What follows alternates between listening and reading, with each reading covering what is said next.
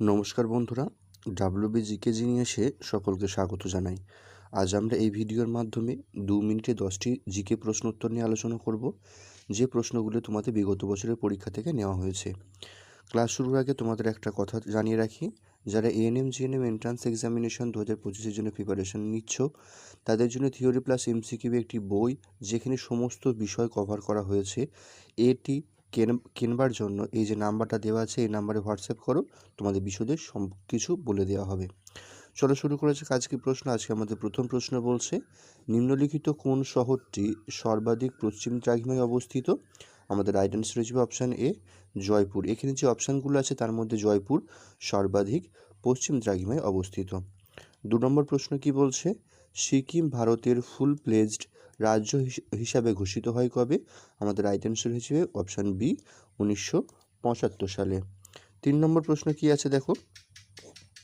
3 নম্বর প্রশ্ন বলছে, McMahon line কোন দুটি দেশের মধ্যে সীমানা নির্দেশ করে? আমাদের এখানে রাইট অ্যান্সার হিসেবে অপশান এ, ভারত এবং চীন। ম্যাকমোহন লাইন ভারত এবং চীনের মধ্যে সীমানা নির্দেশ করে। 4 নম্বর প্রশ্ন কি বলছে, অবস্থানগতভাবে ভারতের অধিগ্রহণ করেছে মধ্যভাগের কি উত্তর গোলার্ধ? অপশান সি হয়ে যাবে একটা রাইট অ্যান্সার। ভারত মধ্যভাগের উত্তর গোলার্ধে অবস্থিত। 5 নম্বর প্রশ্ন কি বলছে, ভারতের আকার কীরকম? ভারতের আকার হয়ে যাবে অপশান ডি, চতুর্ভুজাকৃতি। ভারতের আকার চতুর্ভুজাকৃতি।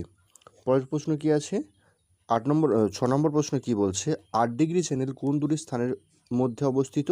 আমাদের রাইট অ্যান্সার হচ্ছে অপশান এ, মিনিকয় এবং মালদ্বীপ। 8 ডিগ্রি চ্যানেল মিনিকয় এবং মালদ্বীপের মধ্যে অবস্থিত।